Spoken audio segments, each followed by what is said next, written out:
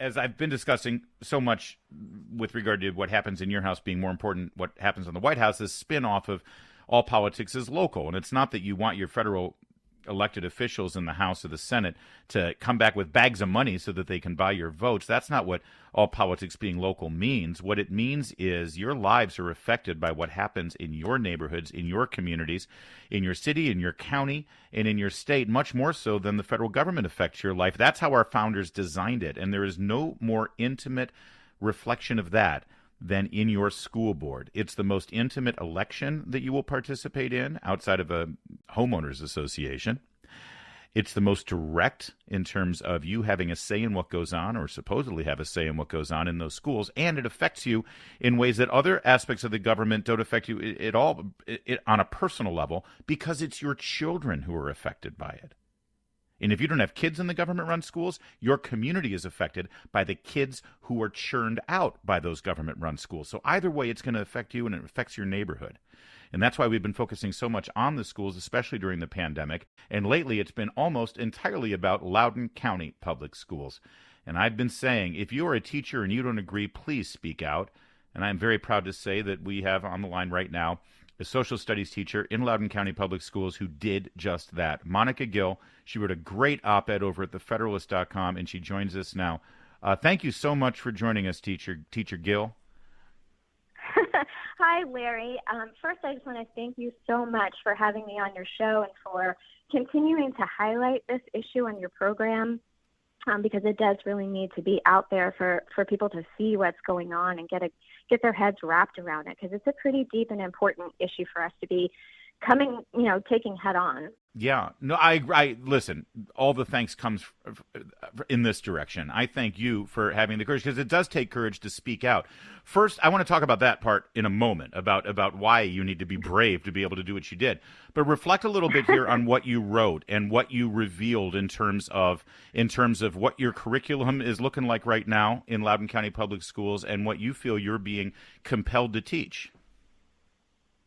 Well, as of now, I can say we have not specifically been instructed to teach critical race theory in our classrooms. Okay. However, even though Loudon County Public Schools hasn't explicitly adopted critical race theory as a framework, our training in the equity meetings is really laden with the rhetoric of critical race theory. And, my question that I pose is, well, what is training for but to be implemented in our day-to-day teaching? Right. So the implicit expectation of our equity training has undoubtedly been to establish this trickle-down infiltration of critical race theory. And the goal, of course, is target the teachers first with the aim of filtering an equity mindset into the classrooms. And, of course, the evidence continues to pile up as parents and students come forward with very clear examples of children being engaged in lessons based on critical race theory ideology. And can you give me some of the examples of what, during your equity training, and this is, you're compelled to take these trainings, right? This is not an opt-out situation. Yeah. If you want to get your paycheck, No. you need to show up at these things. So give me some Yeah. examples of some of the things that sort of, pushed a button for you. So I think the thing that really pushed the button for me was at our first equity training, which was back in August of 2019, where we had to watch this video called The Unequal Opportunity Race. And that video really was so full of its own biases. It portrayed two sets of runners. One set were white runners, the other set were black runners. And the black runners, when the gun goes off, they are, forced to stand behind this, barrier. And the white runners just continue to run the race and run circles around them. And they get past this wealth baton that continues to grow. They don't have any obstacles.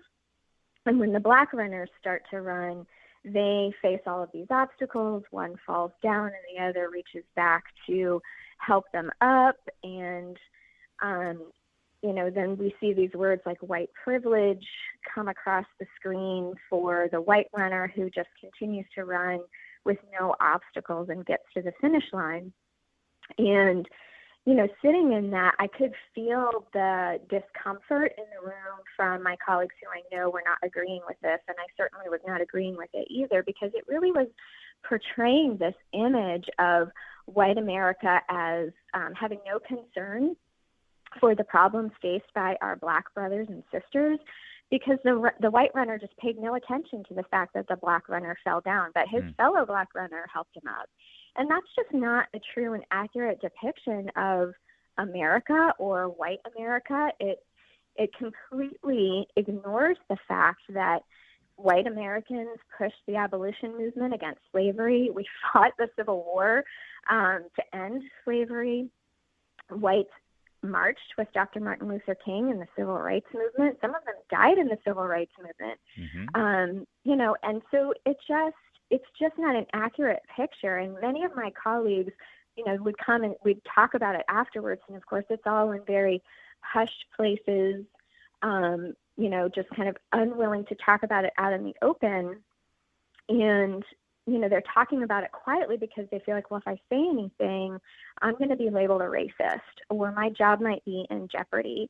And they all, said, like, this is really awful. This is painting a terrible picture of us. And, as I said in my article, one woman was literally in tears after this, because that video basically ignored her plight as a single white mom who raised 4 kids who had to be on welfare and social assistance and free lunch.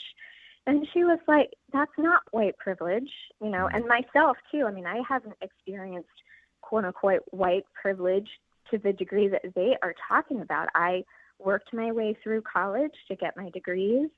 I come from a blue collar background. My dad has a high school or doesn't have a high school education. So, but the values were instilled in me to work hard, and that's what I did. And so I worked hard to get where I am. I didn't get where I am because, I got a pass, and special treatment. But see, the problem is that, but the point is, this thing makes an assumption. This training makes an assumption about you solely based on the color of your skin. Right? White people are like this because of X, Y, and Z. The facts don't matter. Who you are as a human being doesn't matter. Purely the color of your skin. I would argue that Barack Obama had more privilege in his upbringing and wealth in his upbringing than you did. Right? Deborah, can you stay with us, please? Or Monica, excuse me. Can you stay with us? I've got more to talk to you about. Oh, great. Oh, good. All right, we're going to continue. Absolutely. This is too important, and she's there on the front lines, and she's putting herself out there. Yes, everyone talked in whispered tones. Well, she's not whispering. She's letting you hear her voice, and so it demands respect. We continue an ongoing conversation about Loudon County Public Schools. And listen, I just want to spell it out here because you know how this goes. You may live in Fairfax County. You may live in Montgomery County, Prince George's County, Frederick County, Prince William County. You may be out in Fauquier County. You could be listening on the internet in South Dakota. You know who I'm talking about. I got a listener in South Dakota. This stuff's going on in your schools right now. I don't care where you are in this country. This is what's going on in your schools, and this is why you need to know about it, and you need to take action. And it takes courageous people like Monica Gill, a social studies teacher in Loudon County schools, to speak out and try to make a difference and shed light on this. She wrote about it at thefederalist.com yesterday. She joins us today. And Monica, and again, thank you for that. A lot of times when I have HR trainings at my work, there's often a feedback time. If you have questions, concerns, if there's a problem, you can fill out a card or you can talk to somebody. Did you feel like you had the opportunity or the invitation to sort of give feedback and say, this really made me uncomfortable and here's why? So, no, there really wasn't that opportunity, particularly after that first training in August.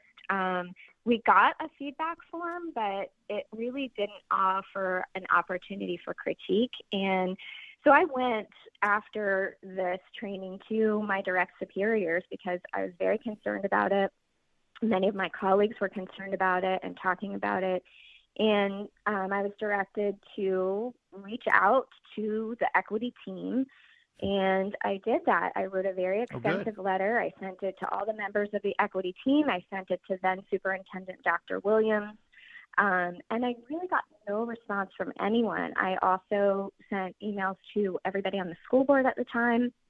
And, the makeup of the school board has changed since then. But and really, there was just no response. And, the interesting thing is they keep saying that, we're involved in a conversation, but there really hasn't been much of a conversation going on at all. It's a monologue, not a dialogue. Yeah. Yes. Yeah, exactly. Yeah. So it's, I will say we've been having training kind of at two different levels. One level is from the division, and the other is with our school-based leadership at faculty meetings.